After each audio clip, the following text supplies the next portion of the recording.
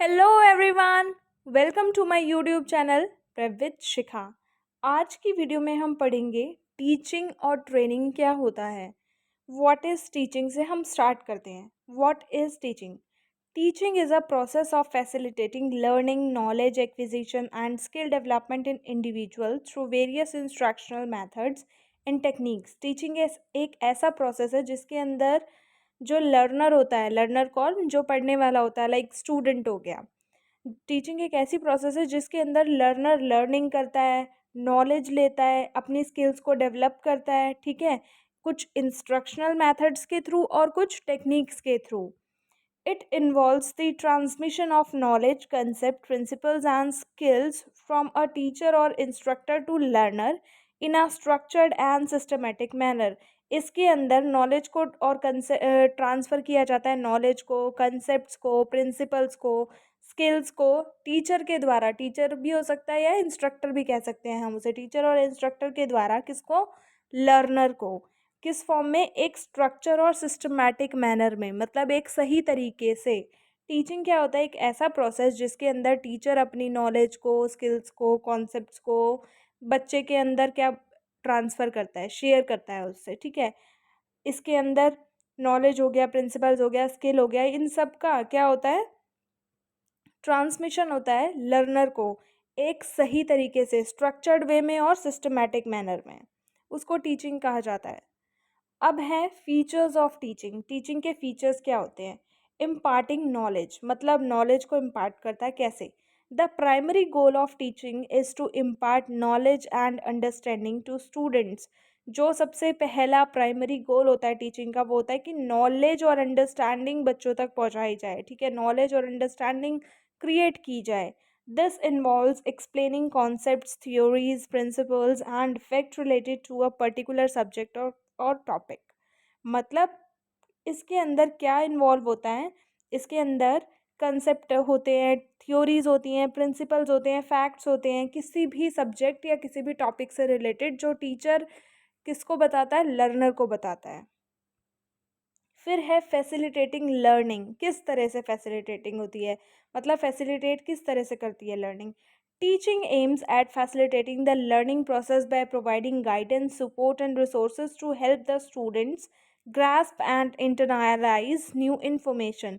Teaching का main aim होता है कि वो फैसिलिटीज़ प्रोवाइड करे लर्नर को, लर्निंग प्रोसेस के अंदर क्या करके? गाइडेंस प्रोवाइड करके, सपोर्ट प्रोवाइड करके, उसे रिसोर्सेज जिससे वो स्टूडेंट नॉलेज को ले पाए, वो रिसोर्सेज प्रोवाइड करके, ठीक है, ताकि वो उस न्यू इन्फॉर्मेशन को इंटरनलाइज कर पाए। Teachers use various instructional strategies, methods and materials to make learner engaging, interactive and effective.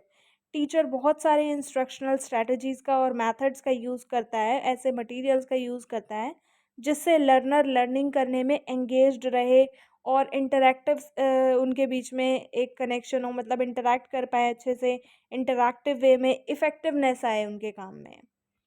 फिर है promoting critical thinking. Critical thinking मतलब लॉजिकल थिंकिंग, एक तरह से problem solving. Effective teaching encourages a critical thinking, problem solving skills and analytical reasoning among students. मतलब effective teaching क्या करती है? अच्छे सही तरीके से टीचिंग की जाए तो वो बच्चों को एनकरेज करती है क्रिटिकली सोचने पे, प्रॉब्लम्स को सॉल्व करने पे, ठीक है, रीजनिंग डेवलप करने पे बच्चों के बीच में। Teachers encourage students to question, analyze, evaluate and apply knowledge in real world context। मतलब टीचर बच्चों को एनकरेज करता है कि क्वेश्चन करो, उसको समझो, एनालाइज करो, फिर उसमें से इवेल्यूएशन करो और उस नॉलेज को अपने रियल वर्ल्ड में अप्लाई करने की कोशिश करो। ये था हमारा टीचिंग। अब आ जाता है हमारा ट्रेनिंग। ट्रेनिंग क्या होता है? The process of increasing the knowledge, skill and abilities of employees for doing work is known as training. Employees की नॉलेज को, स्किल को और एबिलिटीज़ को इंक्रीज़ करने के लिए जो प्रोवाइड किया जाता है, उसे कोई जो काम किया जाता है उसको कहा जाता है training. It is a process by which attitude, skills and capabilities to do a particular job are increased.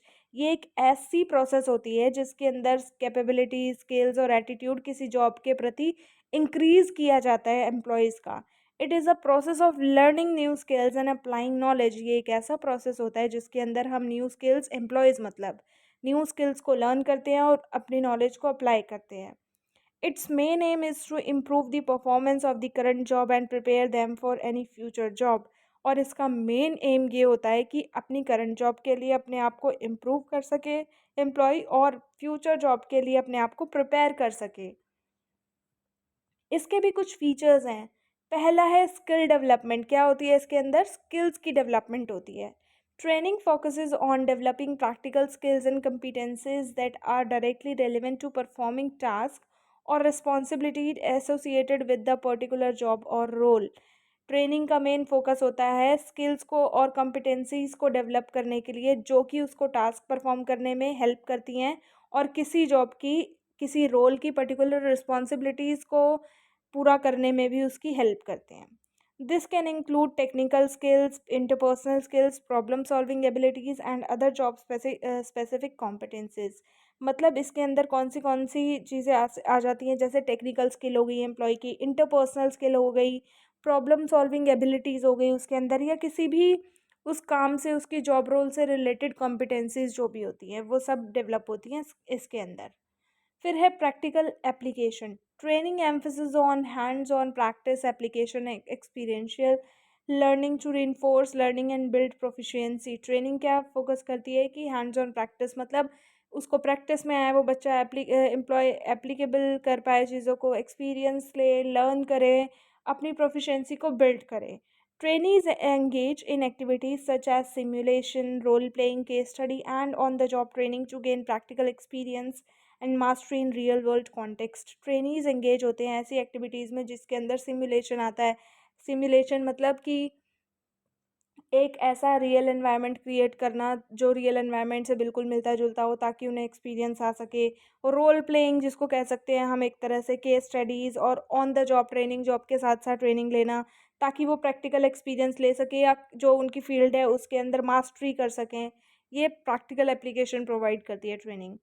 फिर है टास्क ओरिएंटेड अप्रोच। मतलब टास्क ओरिएंटेड, कोई टास्क प्रोवाइड किया गया है, एम्प्लॉय को गिवन है कोई टास्क, ठीक है, तो उसको कंप्लीट करना। Like training adopt a task oriented approach focusing on the specific task, activities और responsibilities required for successful job performance.